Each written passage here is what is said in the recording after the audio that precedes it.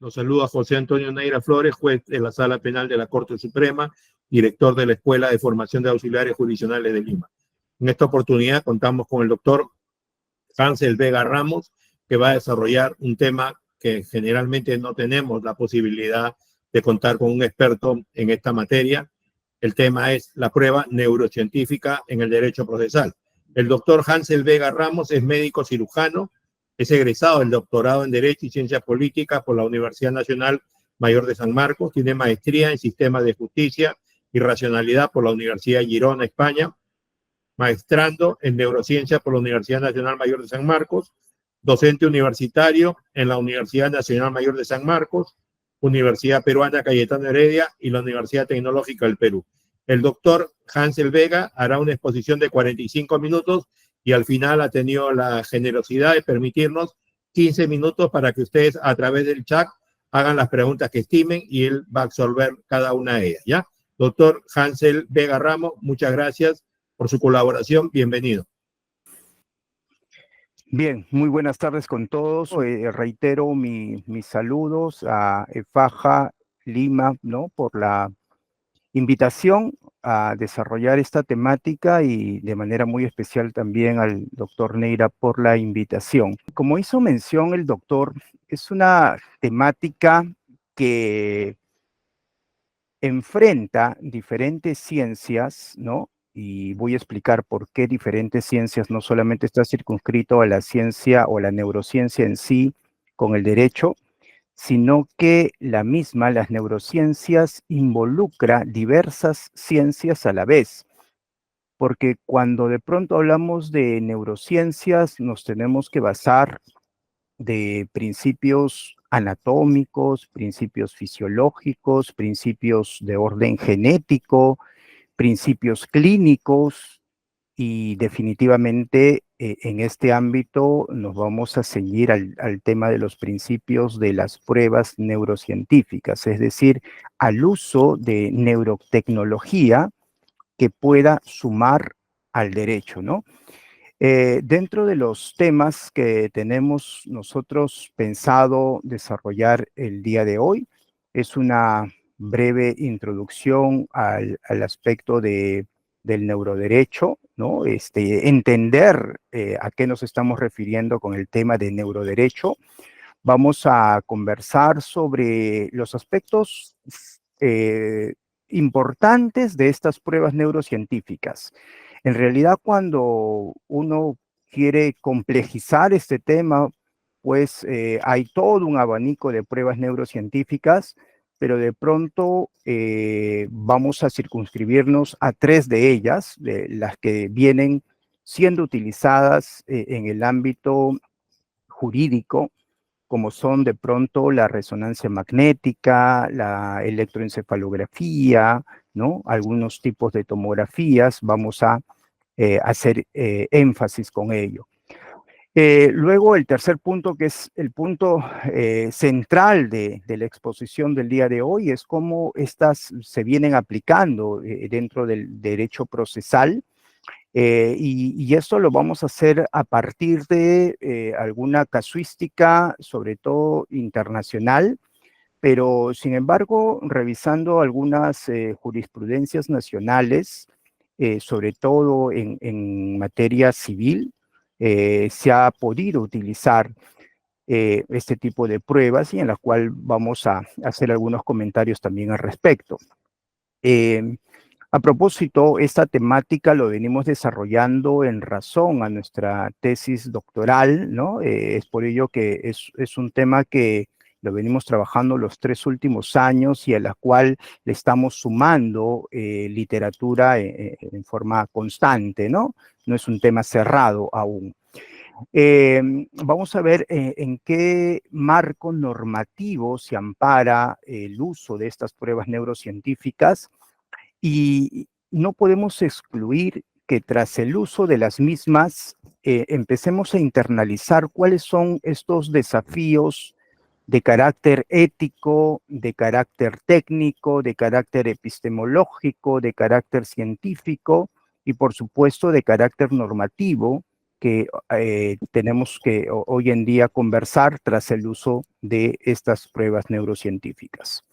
Bien, los objetivos que perseguimos en esta exposición es primero hacer un bosquejo general de los fundamentos de estas pruebas neurocientíficas, luego abordar el tema de cómo se aplican las mismas en el ámbito judicial. Aquí también hacemos la siguiente aclaración, ¿no? Si bien ese tema lo estamos llevando al ámbito exclusivo en materia procesal, en materia probatoria, en materia del ámbito judicial, sin embargo, ya se está construyendo literatura, ¿no? A propósito, tenemos ya un bosquejo también de un paper para el uso de estas pruebas neurocientíficas en el ámbito arbitral, ¿no? Entonces, no es un tema cerrado en el ámbito judicial, ¿no? Y hay una tratativa también probatoria en el ámbito arbitral que vale la pena también construir académicamente, ¿no? Y el último punto que tenemos como objetivo es justamente plantearnos estas reflexiones de aspectos éticos, de aspectos legales. Bien, comenzamos con lo primero, ¿no? El tema de neuroderecho, a qué denominamos, a qué internalizamos el tema de neuroderecho. Hay diferentes conceptos en relación al tema, ¿no? Hay muchos autores que han descrito el concepto de neuroderecho. Sin embargo, nos quedamos con el uso de esta vía de intersección, esta vía de fusión, y si se quiere de otra forma, de simbiosis, en las cuales las neurociencias, como ciencias en general, porque, insisto, ¿no? Acá cuando hablamos de neurociencias y cuando hablamos de pronto al experto neurocientífico, esa experticia, esas características tienen una dimensión muy particular, porque un neurocientífico especializado en el ámbito de las tecnologías no es el mismo neurocientífico especializado en la genética o o el ámbito de la neurofisiología o de aspectos clínicos, por ejemplo, ¿no? Entonces, es como todas estas ciencias, todo este conglomerado de ciencias van a sumar al derecho. ¿Con qué fin? De hacer una mejor justicia, ¿no? Por ende, el uso de estas pruebas en los procesos legales es parte, es un fragmento de todo lo concerniente a neuroderecho. Y acá también hacemos la siguiente distinción, porque son términos que ya están encajando al ámbito académico y al ámbito práctico judicial, porque también se ha dimensionado el tema de los neuroderechos, y los neuroderechos va a tener otra óptica. Es el cómo el uso de estas pruebas neurocientíficas podría estar afectando, por ejemplo, derechos fundamentales, derechos humanos, ¿no? Entonces, acá nos vamos a centrar en cómo estas pruebas vienen siendo utilizadas en el ámbito del derecho procesal. Y para ello vamos a citar un libro emblemático que ya actualmente se cuenta con la segunda edición. La primera fue publicada el año 2014, esta segunda edición data del año 2020, en donde estos autores, Jones, Schall y Shen, ¿no? Construyen esa fusión de derecho y de neurociencia. Y fíjense la particularidad de estos autores, ¿no? Mientras que Jones es un biólogo y a su vez abogado, él enseña, ¿no? En una de las universidades de Tennessee, en Estados Unidos, enseña biología y enseña derecho.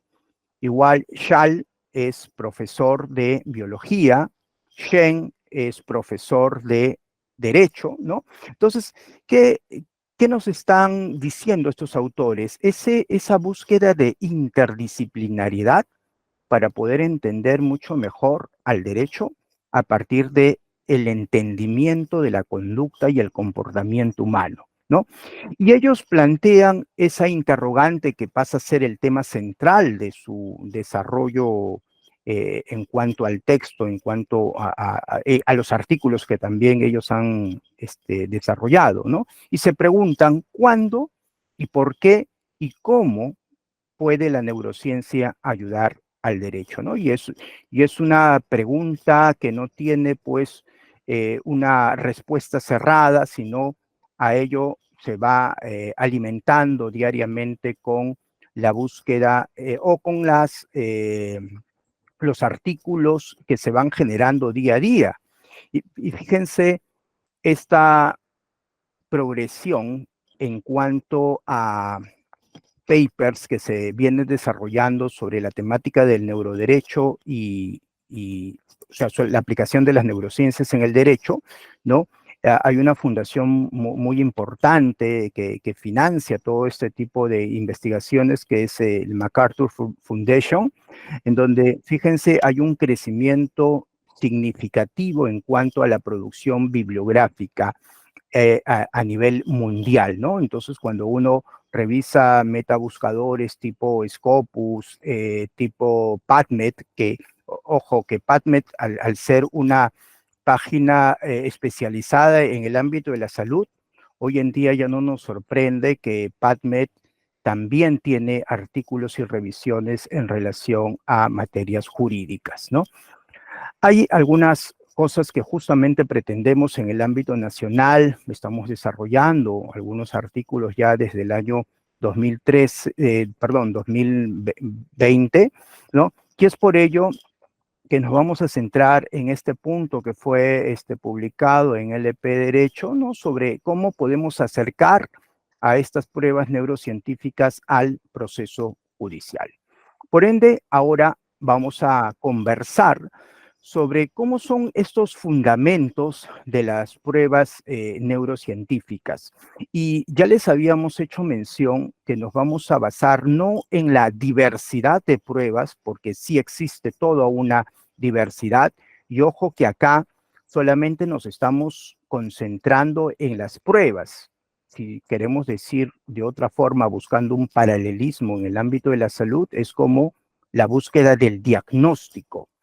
Sin embargo, cuando hablamos de neurotecnología, esto es mucho más amplio, porque neurotecnología no involucra solo diagnóstico, sino neurotecnología también involucra tratamiento. Entonces, por ejemplo, hay sistemas en los cuales se están, mediante estimulación cerebral, generando cambios conductuales, ¿no? Pero eso es un tema que el día de hoy no lo vamos a abordar, sino más bien circunscribirnos en el tema de las pruebas, el derecho probatorio, cómo podemos utilizar este tipo de pruebas periciales para el ámbito jurídico. Y en la cual nos vamos a centrar en estas tres: electroencefalografía, resonancia magnética, tomografía por emisión de positrones, ¿no? Quizás los términos a veces pueden complicarnos, ser muy confusos, pero lo vamos a describir en una forma muy sucinta, muy clara, para que se pueda entender.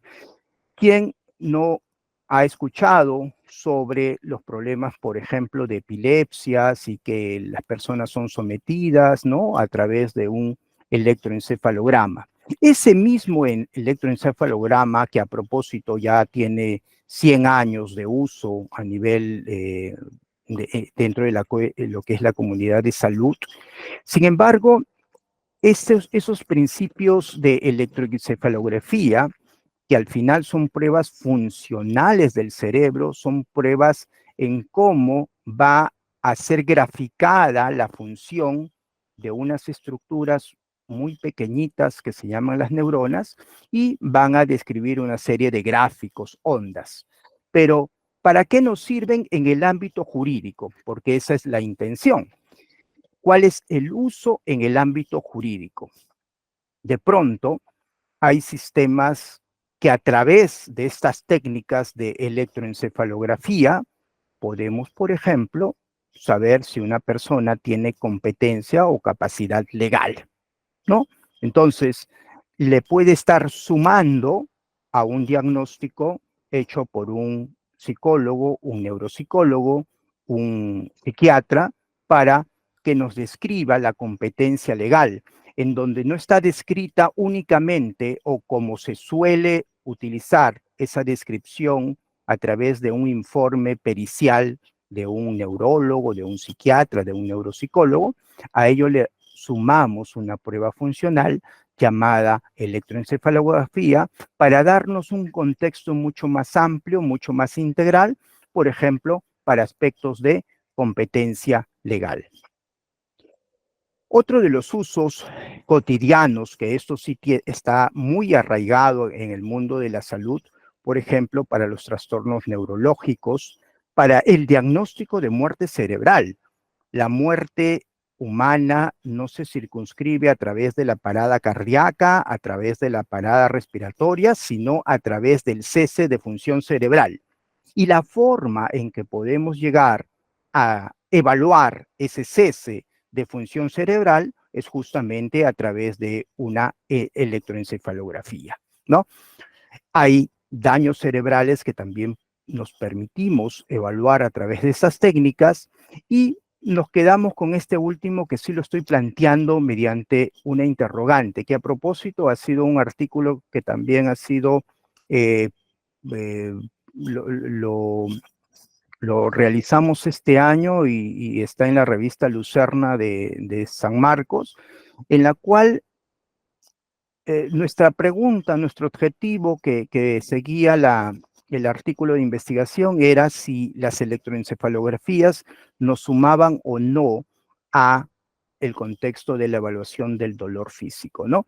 Hay literatura que habla en favor, hay literatura que habla en contra, ¿no? Sin embargo, vamos a plantear algunas posturas respecto a la base de validez y de fiabilidad que se tiene en función a las electroencefalografías, como para ser utilizadas, por ejemplo, en un proceso civil para evaluación de dolor físico, por ejemplo, cuando hay la solicitud de una indemnización, ¿no? Por una lesión, ¿no? Entonces, vamos viendo cómo hay diferentes usos que hoy en día se van dando en relación a las técnicas neurocientíficas, en este caso la electroencefalografía. Otra de las técnicas que tiene bastante construcción académica y bastante uso, sobre todo en el derecho americano, en Estados Unidos se viene usando, y que a propósito inclusive ha sido usado en algunos casos aislados de estos sistemas de proyecto inocente, ¿no? El uso de resonancia magnética nuclear. Pero este tipo de resonancia no es la resonancia clásica que conocemos, en donde, por ejemplo, una persona en la cual se sospecha una tumoración o se sospecha una eh, alteración, por ejemplo, a nivel de vasos sanguíneos, ¿no? En donde lo que va a medir es estructura, en este caso es una acción ya de la función cerebral, y por lo tanto también puede ser un coadyuvante para evaluar competencia mental, un coadyuvante para evaluar daño neurológico, un coadyuvante para poder evaluar intención y responsabilidad penal, por ejemplo, de un imputado, ¿no? Y también lo planteamos como interrogante, nos suma a en cuestión a la evaluación del dolor físico, ¿no?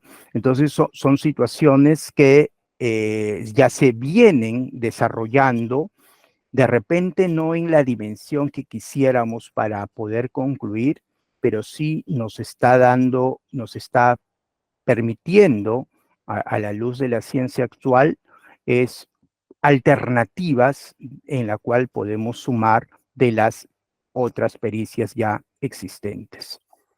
Bien, y en relación a la tomografía por emisión de positrones, que es un tipo de tomografía muy especial, que lo que hace es a través del metabolismo, ¿no? Recuerden que nuestras células nerviosas tienen que consumir también nutrientes, consumen glucosa y esa glucosa puede ser graficada, ¿no?, a nivel de imágenes. Y también estas tomografías por emisión para competencia mental, daños neurológicos y por supuesto también hay alguna data a favor de la evaluación del dolor físico.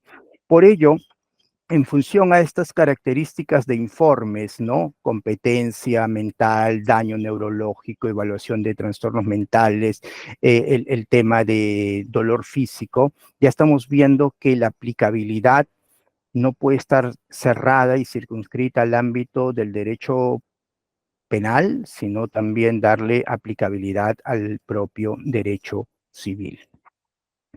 Bien, entonces, esta construcción de diversas neurotecnologías podemos consolidarla porque hay algunas tecnologías que nos van a servir para medir espacio, para medir una función más anatómica funcional, como por ejemplo las tomografías por emisión de positrones, por ejemplo la resonancia magnética, pero sin embargo, si queremos, por ejemplo, evaluar la memoria, si queremos evaluar la información oculta que tiene una persona, quizás en cuanto a resolución temporal va a tener mayor validez la electroencefalografía, pero una variante, y aquí de repente estamos complicando un poquito, pero hay una variante de electroencefalografía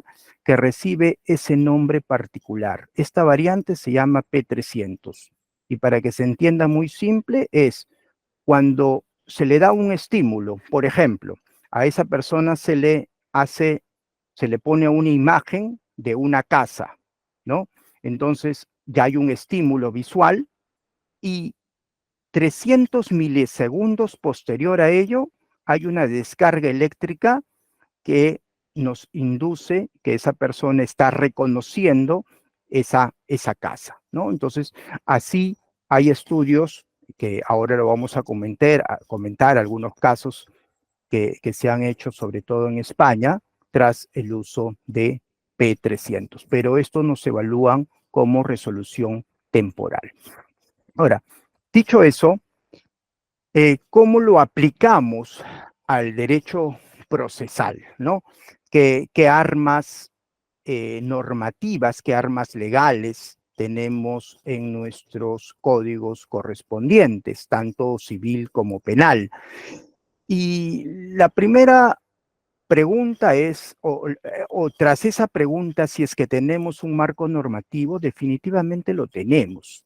Y posiblemente ahí no radique el desafío en cuanto a la inexistencia de un marco normativo que nos permita usar estas pruebas neurocientíficas, neurotecnológicas en el derecho procesal, ¿no? O sea, sí lo hay, ¿no? O sea, más allá del marco normativo macro, constitucional, supranacional, el derecho a la prueba, el derecho a la defensa, al debido proceso, más allá de la existencia de esos principios generales, también nuestros propios códigos, tanto penal, procesal penal y civil, tienen un fundamento normativo que nos ampara para el uso de pruebas periciales en general, porque al final las pruebas neurocientíficas son pruebas periciales y hay que considerarlas como tal, ¿no? Entonces, si nos vamos a circunscribir, por ejemplo, en nuestro código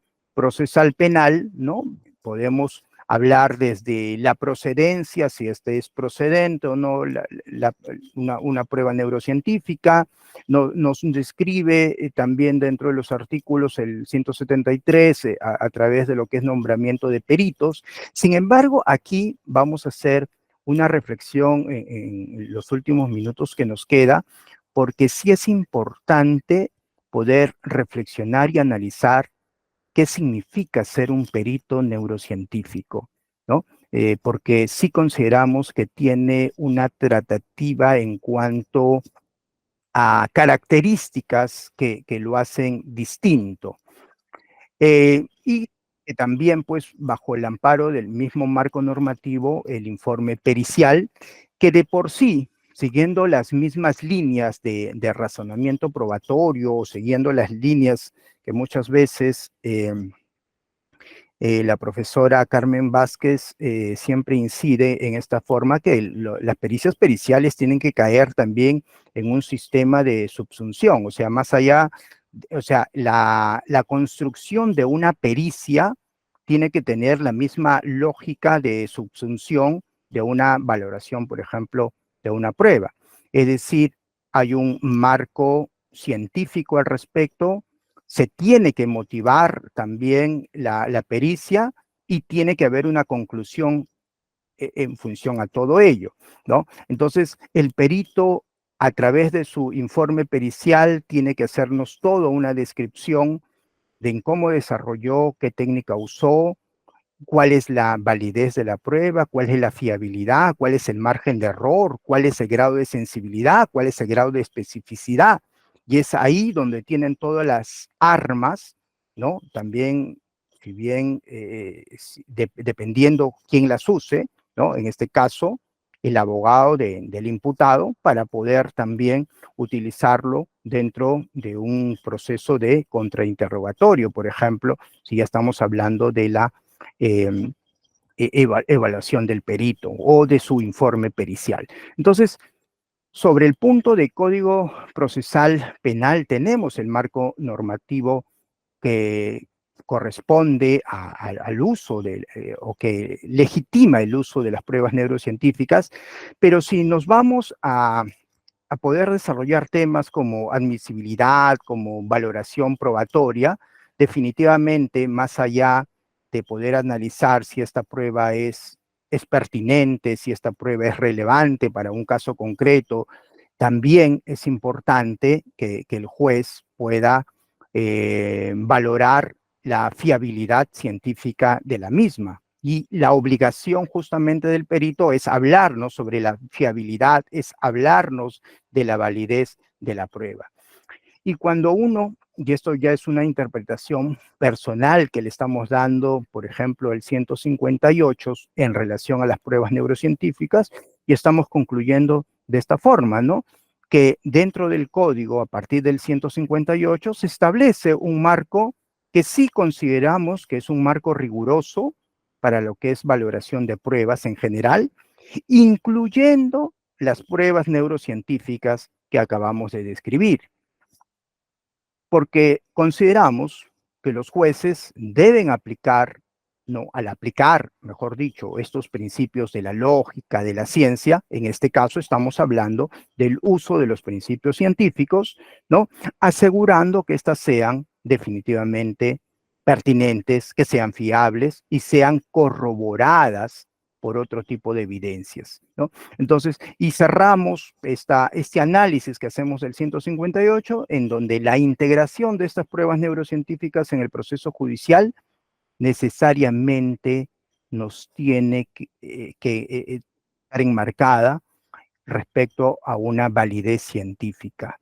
Y entendamos por validez aquello que se prueba, lo que queremos probar.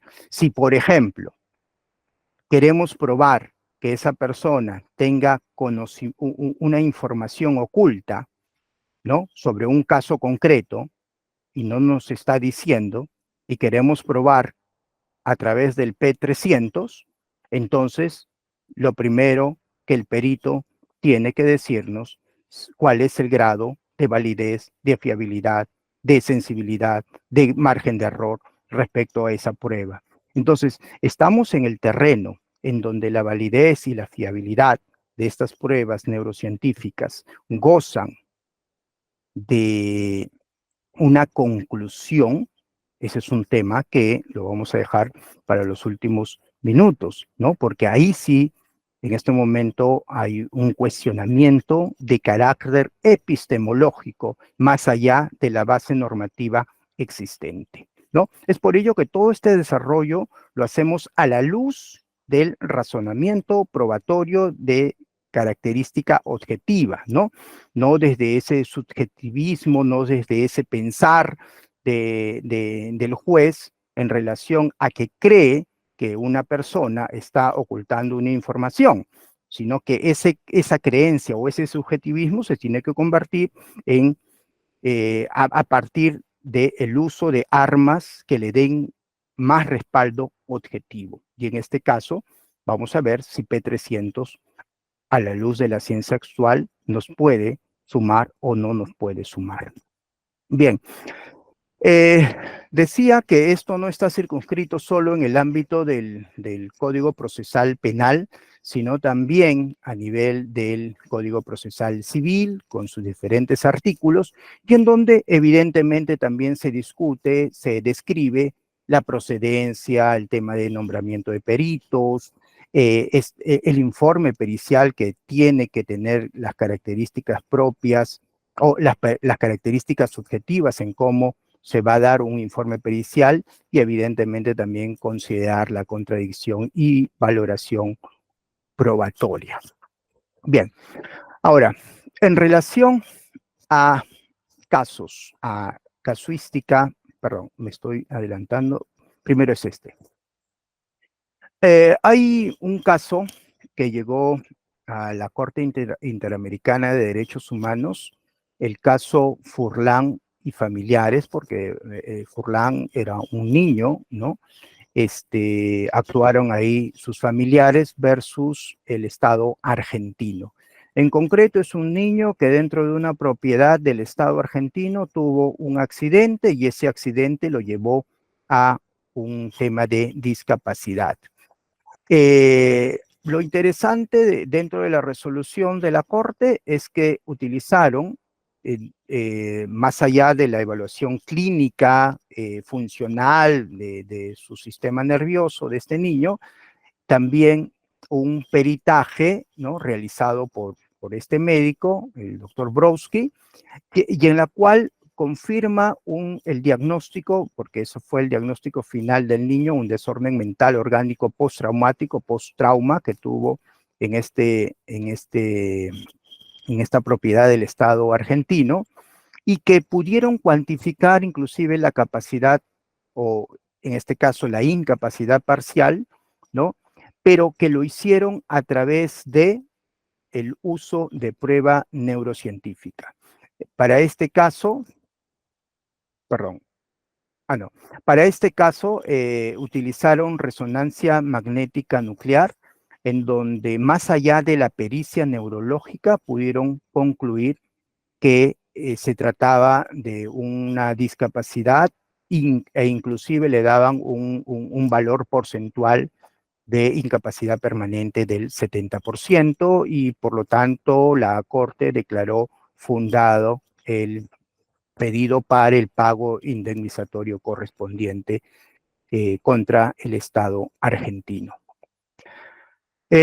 Otra de las casuísticas o jurisprudencias emblemáticas y que a propósito ha sido la única desarrollada a la fecha por el Tribunal Supremo de España, es el caso, la sentencia 814 del 2020, en donde se interpone un recurso, ¿no?, por parte de la defensa. Santiago es una persona que radicaba en Brasil, se fue a visitar a sus tíos a España, especialmente en Castilla-La Mancha, y en donde lamentablemente asesina a su tío, a su tía y a sus dos primos, ¿no?, menores de edad. Fue un caso muy sonado en España, y en la cual la defensa alegaba, ¿no?, la defensa de Santiago alegaba que tras el uso de tomografía, y esto lo hemos conversado, tomografía por emisión de positrones, que es una prueba funcional en donde a través de cortes tomográficos vamos viendo áreas del cerebro que se activan, por ejemplo, cuando empiezan a consumir glucosa, ¿no? Entonces hay áreas que se activan más que otras. Entonces, contando con el informe pericial, o en este caso un informe de la tomografía, la defensa de de Santiago, lo presentó, pero sin embargo fue una prueba que fue admitida y que dentro del proceso de valoración el resultado fue el siguiente, que si bien es cierto, se trataba de una prueba válida, pero no era suficiente, por ende era insuficiente para poder excluir de pena a Santiago. Y las razones que dio la Corte, en este caso estuvo como ponente el juez Marchena, dentro del desarrollo de la motivación de esta sentencia, es de que el solo hecho de presentar la prueba, y eso fue un gran problema por parte de la defensa, porque es como que lleven un documento, pero ese documento no había un análisis en cuanto los hallazgos radiológicos, o en este caso tomográficos, se correlacionaban o no al tema de alteraciones, por ejemplo, conductuales o de comportamiento de la persona, en este caso Santiago. Sin embargo, ya en las instancias inferiores, cuando habían resuelto en contra de Santiago, los jueces habían resuelto por pericias médico-forenses, por pericias psiquiátricas, por pericias neuropsiquiátricas o por pericias neurológicas. Si bien dentro de las instancias inferiores no se había contemplado pruebas imagenológicas, ¿no? El uso de este recurso extra que utilizó la defensa para los jueces, o en este caso para el Tribunal Supremo, fue insuficiente porque no, si bien es cierto, era una prueba admitida, admisible, pero no era una prueba que necesariamente se correlacionaba con la conducta de Santiago.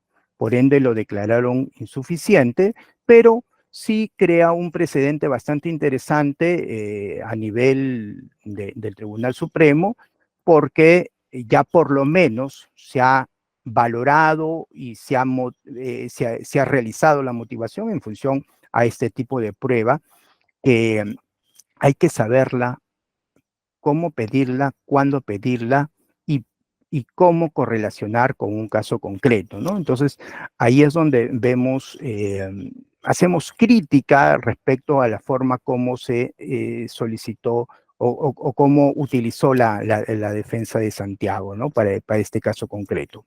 Hay otros casos en España utilizando ya no tomografía por emisión de positrones, sino utilizando este test que es una variante de la electroencefalografía, y en este caso estamos hablando del P300. En España hay un experto de P300 y es justamente el profesor, el doctor José Valdizán. José Valdizán tiene una casuística bien interesante porque primero que es un experto, no solamente es un neurólogo, sino es un neurofisiólogo, que antes de llevar a cabo informes que hayan sido utilizadas como pericias judiciales, Valdizán tiene la experticia de evaluación de niños con problemas de déficit de atención o con niños con problemas de epilepsia. Y por lo tanto es un experto para poder evaluar el tema de P300. Ahora,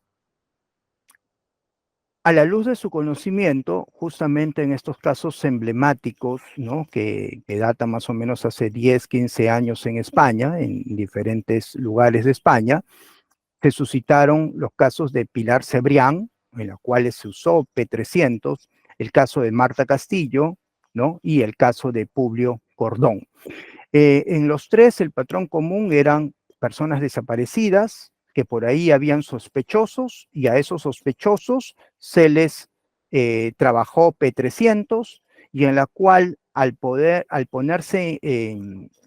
desarrollar la prueba con ellos, en alguno de los sospechosos salía como que el P300 era positivo, es decir, que la persona Por ejemplo, si se había encontrado un cuchillo que forma parte de la escena del crimen y ese cuchillo se le expone a la persona como dato relevante, entonces hay un estímulo y tras ese estímulo, 300 milisegundos después, se activa en un área porque la persona está de alguna manera reconociendo o activando áreas del cerebro y por lo tanto se podría inferir que esa es una información oculta. No tiene la misma lógica, lamentablemente, en el mundo forense que en el mundo de la salud.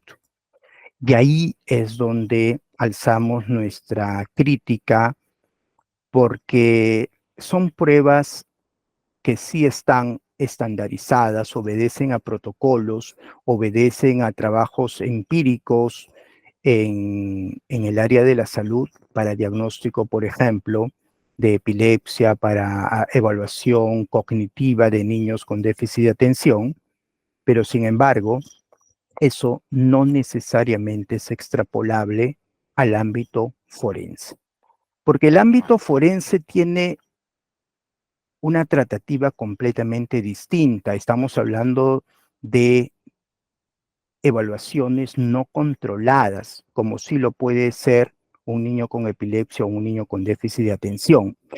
Y es ahí donde hacemos nuestro primer punto crítico en que no podemos aducir la validez, la fiabilidad, que viene a ser, a diferencia de la validez, esa capacidad de poder reproducir la prueba en diferentes ámbitos. Entonces, no podemos extrapolar lo que se hace como prueba controlada versus lo que vamos a evaluar como prueba no controlada, por ejemplo, en el ámbito judicial. Y si nosotros quisiéramos ser más acuciosos desde el punto de vista epistemológico, definitivamente, a la luz de la ciencia actual, no existen protocolos estandarizados en ninguna parte del mundo en relación a paradigmas o protocolos para evaluar, por ejemplo, el tema de información oculta. No existe. Y eso es un tema que sí queremos buscar algún tipo de solución. Ya de por sí nos hemos puesto en contacto con el doctor Valdizán porque pretendemos hacer en el ámbito nacional la creación de un paradigma o un protocolo, si se quiere llamar de otra forma, un protocolo, en donde busquemos un proceso de estandarización para el uso de P300 en materia forense. Es un tipo de prueba que tiene particularidades muy interesantes. Primero, que es una prueba no invasiva. Segundo, que es una prueba no cara, si es que lo comparamos, por ejemplo, con resonancia magnética nuclear funcional, y que si le creamos un sistema de evaluación estandarizado, y va a ser una herramienta muy fuerte para el uso en el ámbito judicial. Entonces, es un tema que ya nos hemos adelantado en conversación con el doctor Balzán y a propósito, justo el doctor Neira les hacía mención, actualmente estoy maestrando en neurociencias y el proyecto que estamos trabajando es ese, es el uso de P300 en la evaluación, pero no en el ámbito de información oculta, sino en el ámbito de la evaluación del dolor físico, ¿ya?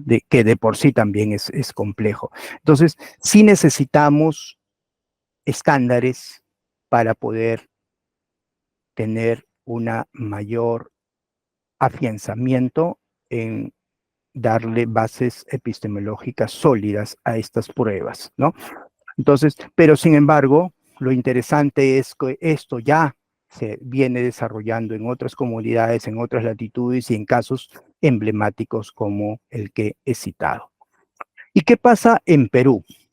A ver, en Perú, a la fecha no hay ni una sola jurisprudencia que nos hable sobre información oculta. No hay ninguna jurisprudencia que nos hable directamente sobre responsabilidad penal o evaluación, por ejemplo, de dolor físico. No lo existe. Pero, sin embargo, sí, haciendo revisiones jurisprudenciales, hay el uso o ha existido el uso de, por ejemplo, resonancia magnética, ha habido el uso de electroencefalografía, ha habido el uso de tomografía, ¿no? Que vamos a citar algunos de los casos.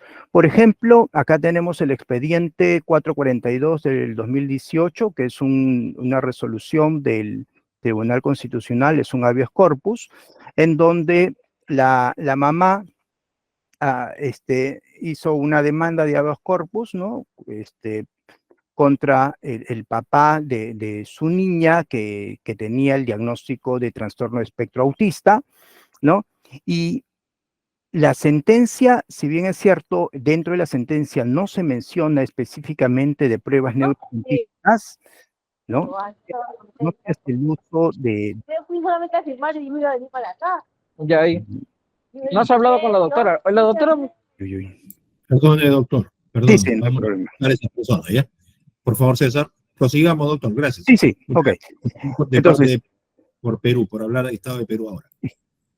Sí. Sin embargo, no se hace una mención de estas pruebas neurocientíficas, pero sí se hace referencia, la propia resolución hace referencia a la solicitud, ¿no? Ellos hacen referencia de la solicitud de una resonancia magnética o también de a otros exámenes neurológicos con el fin de poder evaluar el estado de la niña, ¿no?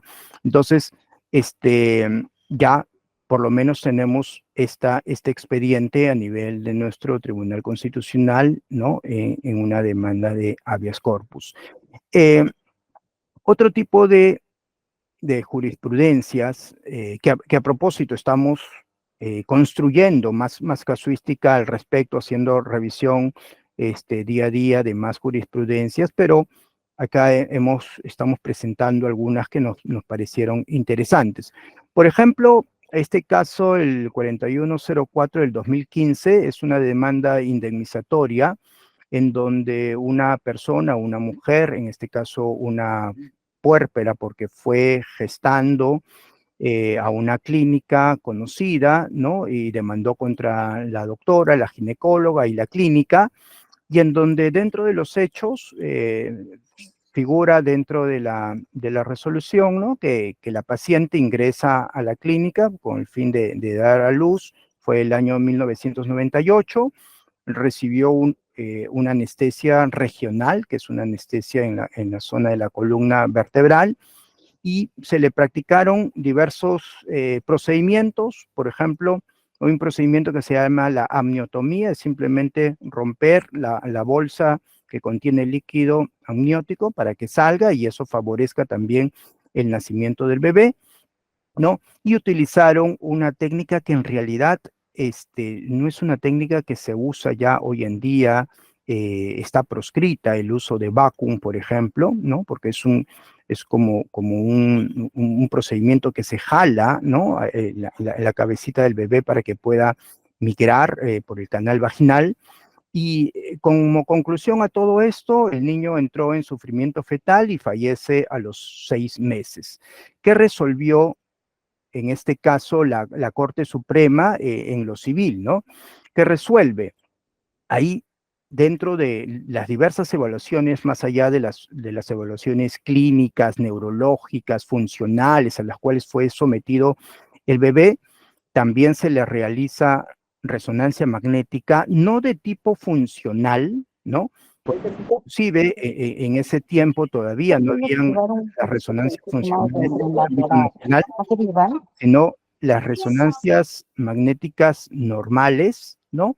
Y en las cuales se corrobora, por ejemplo, asfixia perinatal, ¿no? Que en el ámbito médico se conoce como una encefalopatía hipóxica, es decir, que hay afectación de la oxigenación, ¿no?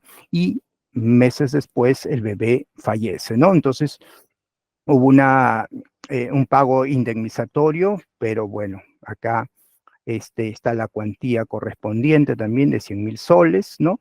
Pero ya se ha usado este tipo de prueba neurocientífica para corroborar o coadyuvar al diagnóstico clínico funcional al cual fue sometido el menor, ¿no? Esta es otra demanda, el caso 1558, ¿no? Es un desalojo por ocupación precaria interpuesto por esta persona, ¿no?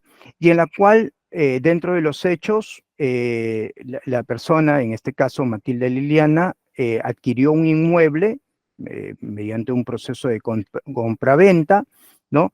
Y bueno, la cosa es de que había otra persona, Dina Maura, ¿no? Que contestó que había vivido dentro del inmueble desde la década de los 70 con la autorización de su hermano, ¿no? Quien le permitió ahí vivir gratuitamente. ¿Cuál fue la resolución y sobre todo en cuanto a las pruebas neurocientíficas utilizadas?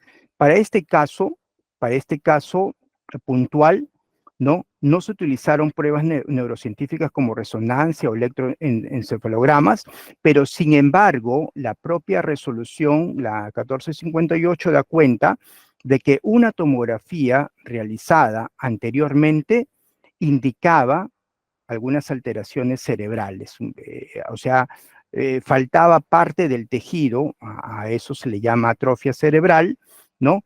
Y lo cual fue utilizado por la demandada para argumentar que la compraventa se realizó aprovechándose ese proceso o esa discapacidad. Entonces, ahí la pregunta que uno ya dentro del desarrollo se hace, ¿esas alteraciones anatómicas necesariamente se correlacionan con alteraciones de carácter de capacidad mental o de conocimiento? No necesariamente, ¿no? Porque no nos olvidemos que muchas pruebas solamente son correlacionales, pero no son causa-efecto. Y ahí es donde las pruebas neurocientíficas no podemos basarlas exclusivamente a través de un informe, sino ver la correlación de lo que diga el neurólogo, de lo que diga el neuropsiquiatra, de lo que diga el neuropsicólogo, ¿no? Es decir, hay que verlo desde la perspectiva de la integralidad. Este es otro caso bastante interesante también, el 1142 del 2014, en donde lo que se buscaba era una anulabilidad del acto jurídico. ¿Por qué? Porque había una testadora, ¿no? Que años antes de haber otorgado, fíjense, ella otorgó el testamento en 1999, pero ya desde el año 95 había sido diagnosticada de Alzheimer. Y entonces, en este caso, quien demandaba aducía, pues, como aducía anulabilidad de ese acto jurídico por la condición neurológica de la persona, ¿no? A pesar de esa condición, la testadora otorgó el testamento el año 99, ¿no? Y esta persona presenta la demanda con el fin de anular ese testamento utilizando la argumentación de incapacidad mental de la testadora. ¿Qué resolvió en este caso la Sala Civil Transitoria? ¿Hizo uso de pruebas neurocientíficas? Sí. ¿Cuál de ellas? Tomografía axial computarizada. Recuerden que acá en el año 97 aún no teníamos resonancia magnética nuclear funcional, que pasaría a ser una de las pruebas, por ejemplo, más importantes, porque no solamente nos va a permitir evaluar estructura, anatomía, sino también funcionalidad cerebral. Pero tras el uso de esta tomografía, ¿no? La sala resolvió, ¿no? Que en efecto la testadora, al tener este diagnóstico de Alzheimer, ¿no? Se trataba de una evidencia clave dentro de su deterioro mental. Pero a ello, o sea, no fue aislado el informe, en este caso, de la tomografía, sino hubieron pericias médicas que corroboraron que en efecto no solamente la persona padecía de Alzheimer, sino también a su vez tenía problemas de Parkinson asociado. Entonces, con todo ello se declaró fundado la solicitud, ¿no? Por lo tanto, se anuló el referido acto jurídico. Entonces, como vemos, si bien no estamos entrando al plano de evaluación de responsabilidad penal, de ocultación o de información oculta o de evaluación del dolor físico, es justamente porque todavía no se ha sumado este tipo de pruebas para esas razones, ¿no? Pero tras el conocimiento, en este caso, y la divulgación de este tipo de pruebas en el ámbito judicial, creo que es una muy buena oportunidad para incrementar nuestra casuística. Ahora, simplemente para ir terminando, no podemos dejar de lado diversos desafíos tras el uso de las pruebas neurocientíficas en el ámbito judicial. Primero, el ámbito técnico-científico que ya lo hemos estado desarrollando. No podemos hablar de que una prueba es útil o no es útil si es que a la luz de la ciencia aún no tenemos claridad en relación a la fiabilidad, no tenemos claridad en función a la validez científica, no tenemos claridad en función o cuál es su porcentaje de error, no tenemos claridad en función a su sensibilidad o especificidad como prueba. Necesitamos construir esa data para poder decir, ¿sirve o no sirve? En ello, también como parte del desafío es la interdisciplinariedad, en donde la comunidad jurídica se junte con la comunidad científica, neurocientíficos, expertos en resonancia, expertos en P300, expertos en tomografía por emisión de positrones para poder tener una mayor objetividad en un caso concreto. Dentro de los desafíos legales, insistimos que más allá de plantear como un interrogante, se trata de un marco normativo incompleto, a la luz de lo que tenemos tanto en nuestro Código Procesal Penal como Civil, consideramos que es un marco muy óptimo para que estas pruebas sean incluidas. Quizás nuestro principal cuestionamiento o principal reflexión va en el ámbito de la valoración probatoria, en cómo el juez va a tomar a estas pruebas desde su admisibilidad hasta su valoración. Y acá hay insisto, un tremendo vacío aún por resolver, por llenar, porque llegamos a lo mismo: validez, fiabilidad, porcentaje de error, sensibilidad, especificidad, ¿no? No necesariamente estamos buscando un marco normativo específico que explicite, ¿no? Las pruebas neurocientíficas tienen que ser incorporadas al ámbito judicial. Creo que no lo necesitamos. Hay un suficiente marco normativo que permita la inclusión como prueba pericial. Pero también si bien el desarrollo de este tema no ha sido hablar sobre cómo las pruebas neurotecnológicas o neurocientíficas pueden estar afectando derechos humanos o derechos fundamentales, creo que no podemos excluir también que es un desafío constante, permanente sobre este tema. Y a propósito, ya han habido o están habiendo cambios y modificaciones normativas en el ámbito tanto sudamericano como a nivel mundial. A nivel sudamericano tenemos un precedente interesante, legisprudencial, que es el cambio de modificación, de un artículo de la Constitución chilena, que esto fue el año 2020, en donde se incluye a los neuroderechos como derechos que necesitan una tratativa específica. Ya la comunidad académica viene desarrollando estos temas en donde tiene que estar amparado el consentimiento informado, y ahí nos crea una reflexión. Ese consentimiento informado de una prueba neurocientífica tiene que ser algo distinto a los consentimientos informados clásicos en el ámbito de la salud. ahí lo planteo aún como interrogante, ¿no? Y hay desafíos prácticos que también debemos de considerar como costos, como acceso a la tecnología y sobre todo los expertos, nuestros peritos, ¿no? Porque fíjense la experticia tan compleja, no basta ser un neurólogo. Para hacer P300 hay que ser un neurofisiólogo y no basta ser un neurofisiólogo, hay que ser un neurofisiólogo experto en P300 como es el doctor Valdizán, por ejemplo, ¿no?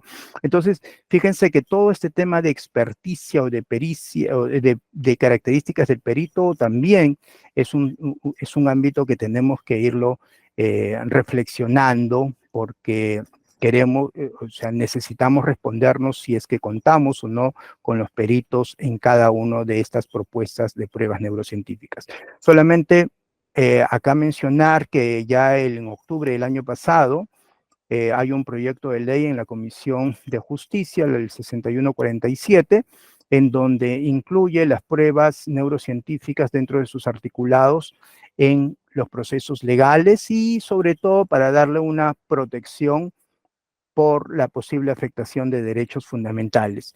Y en su artículo 5 de ese proyecto hacen todo un listado de pruebas neurocientíficas y ahí es donde también basamos nuestra crítica porque, por ejemplo, están proponiendo hasta pruebas de tipo poligráficas. Hoy en día, a la luz de la ciencia, la prueba poligráfica tiene un alto porcentaje de error, no nos es útil para evaluar lo que dice ser útil en cuanto a la evaluación. Por lo tanto, pues acá es un tema que habría que analizar mejor este proyecto planteado, ¿no? Sin embargo, ya para cerrar, este es un proyecto bastante interesante porque le da mucha especificidad.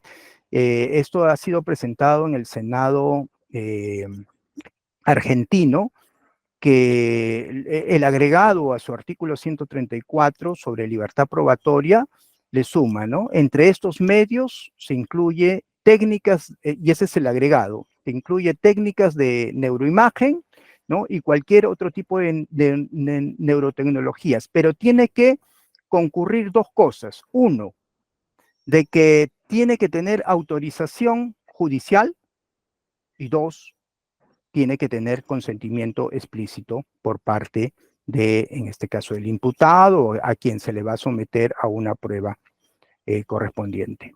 Bien, como conclusión, entonces, estas pruebas en el derecho son cruciales, nos van a proporcionar una evidencia mucho más objetiva, que al final lo que se busca es la mejora en cuanto a la precisión, la mejora en cuanto a la justicia.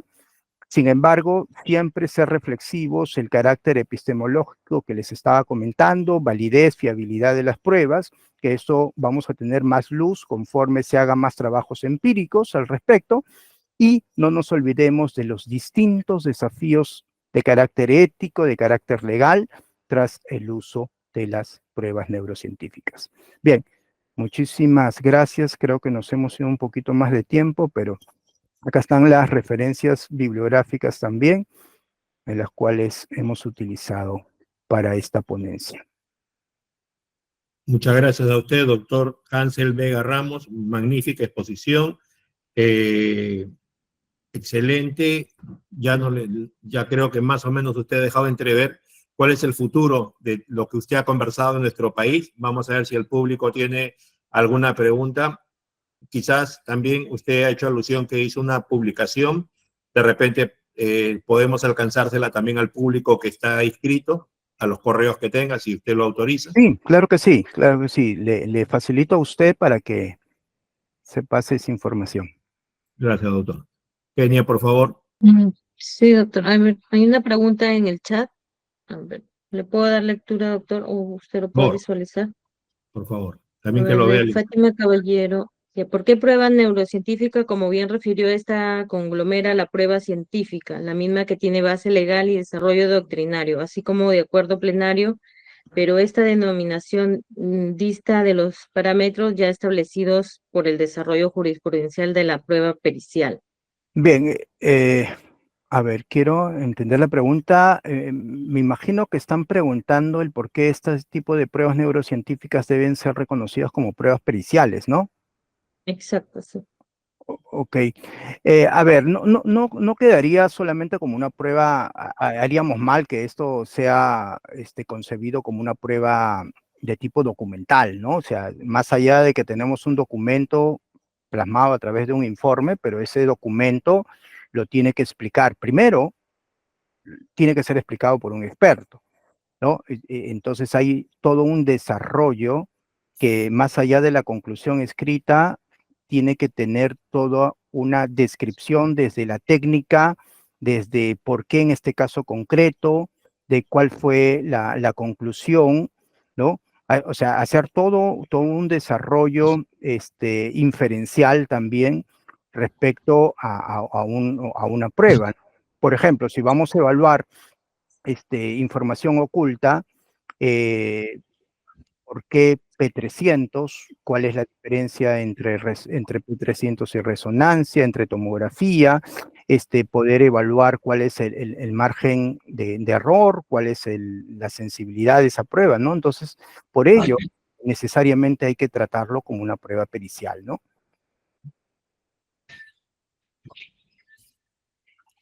En todo caso, doctor, Hansel Vega, lo escuché decir que precisamente en el doctorado que está estudiando y seguramente con su asesor, están viendo la elaboración de un protocolo, ¿no? Porque creo que en todo caso dependerá de eso, ¿no? De la existencia de un protocolo para demostrar la alta confiabilidad científica que pueda tener alguno de estos instrumentos que usted ha señalado, porque una vez que eso sea así, se puede aplicar el mismo acuerdo plenario que tenemos sobre prueba pericial el 4/2015, y además hay muchas casaciones posteriores que amplían este tema de principios valores. En todo caso, si uno de los requisitos de esto es el tema de la alta confiabilidad del protocolo METO, justamente eso es lo que se necesita, porque seguramente usted, que es un experto en el tema y que ha profundizado, solamente tenemos que en algunos países se utiliza alguna de estas pruebas, ¿no? Y en otras todavía está sometido a una discusión, ¿no? Aparte de las carencias que hay de profesionales, como usted lo ha indicado, y más allá todavía de repente de algunos instrumentos, ¿no? Sofisticados para que se pueda verificar esta información. Sí, sí, doctor. A ver, si lo llevamos a un tema muy práctico, si queremos evaluar, por ejemplo, el tema en el ámbito de salud, ¿ya? En el ámbito de salud, queremos evaluar una crisis epiléptica en un niño, no hay discusión en el ámbito científico porque podemos usar electroencefalografía y esa electroencefalografía está ratificada en la comunidad científica, podemos conocer el margen de error, podemos conocer el grado de sensibilidad, especificidad. Pero si eso mismo queremos llevar a una persona que está ocultando información, no hay ningún estándar para poder evaluar ello. O sea, que por ahí se hayan construido algunas investigaciones empíricas, no lo hace extrapolable para universalizar eso, ¿no? Y es ahí donde la comunidad científica tiene que trabajar. O sea, no es responsabilidad de la comunidad jurídica, es responsabilidad de la comunidad científica empezar a trabajar en esos protocolos, en esos estándares, en esos paradigmas. Claro que sí, porque nosotros los abogados, seamos jueces, fiscales, defensores, obviamente dependemos mucho del conocimiento de ustedes, ¿no? De la experticia, de la práctica y de toda esta clase de documentación que se pueda elaborar para que podamos también leerla y para controlar también, ¿no? La fiabilidad de esta clase de instrumentos. No sé si, Kenia, ¿habrá otra persona que haga preguntas? Sí, sí, doctora. En el chat hay otra pregunta de Miriam Sonco, nos dice, ¿cuál es su apreciación respecto al criterio Dauber en el empleo de estas pruebas neurocientíficas? ¿Considera usted aplicable dichos criterios a la fecha o estarían desfasados? Ok, no, al contrario, ¿no? Si bien es cierto, nuestro marco normativo no explicita los criterios Dauber como criterios de admisibilidad probatoria, como sí lo tiene, por ejemplo, el Código de Procedimiento colombiano, que sí ha explicitado sobre eso, pero sin embargo, si estamos hablando de pruebas con características de cientificidad, Sí, yo lo veo muy prudente acogernos a los criterios de Dauber. O sea, ¿qué es lo que dice la comunidad científica? Pero para el ámbito forense, ¿qué es lo que dice la comunidad científica respecto a los porcentajes de error? ¿Qué es lo que dice la comunidad científica respecto a la fiabilidad de una determinada prueba? ¿No? Y recuerde que Dauber se sostiene mucho con el tema de falsabilidad probatoria o falsabilidad de la prueba. Entonces, sí, a mí me parece bastante prudente utilizar ese símil de Dauber para poder internalizar mejor este tipo de pruebas en el ámbito jurídico, ¿no? Bien, doctor. En el chat no tenemos preguntas, a ver si algún asistente desea encender su audio para hacer una pregunta o comentario al doctor. Claro, solo una precisión, Levantar la manita para llevar un orden.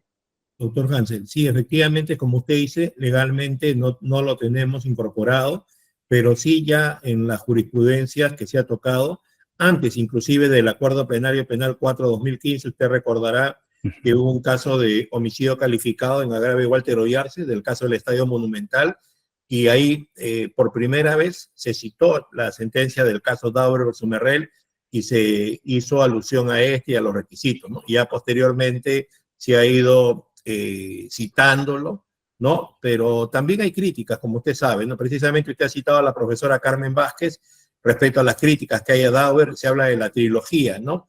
De esta clase de jurisprudencia de los Estados Unidos de Norteamérica, y las críticas están en función al sentido de que cuando se habla de comunidad de expertos, aquí nos estamos refiriendo, ¿no? Porque acá en el Perú, por ejemplo, cuando hablamos de psicólogos, tenemos colegio de psicólogos local, tenemos regional, tenemos nacional. ¿A quién acudimos, no? Porque también podría ser que uno de los integrantes de este colegio, por ejemplo, sea el que haya hecho el protocolo, y la pregunta que tendríamos que hacernos es si va a tener la ética de decir que aunque sea su agremiado, ese protocolo no es confiable, ¿no? También entonces el tema de escoger idóneamente quién sería el protocolo método, también usted nos ha informado que ha publicado un artículo en una revista científica muy calificada, creo que era Scopus, pero imagínense, acá en nuestro país tenemos cualquier cantidad de publicaciones. Entonces, cuando se habla de revistas especializadas, ¿a cuál de ellas nos estamos refiriendo? Entonces, es un tema también que hay que verlo con mucho cuidado, ¿no? Que son las críticas que hace la profesora Carmen Vázquez, ¿no? Así es. Parece que ya no hay más preguntas, doctor Hansel Vega Ramos, médico cirujano, egresado del doctorado en Derecho y Ciencias Políticas por la Universidad Nacional Mayor de San Marcos, con diversas maestrías. Muchas gracias más bien por esta magnífica conferencia. Le solicitamos que nos autorice para poderla divulgar a través de las redes sociales, YouTube y Facebook, y a nombre de la Escuela de Formación de Auxiliares Jurisdiccionales, le entregamos a usted este certificado que se lo vamos a hacer llegar a su correo. Muchísimas gracias, doctor, por la invitación, y estoy presto siempre para poder apoyar, y me interesa sobremanera poder difundir esta temática, ¿no? En el ámbito jurídico. Gracias. Por supuesto, doctor. Cuando usted tenga tiempo, siempre tiene a disposición a FAJA Lima para continuar con esta clase de materias. Okay, muchísimas gracias, doctor. Buenas noches. Gracias.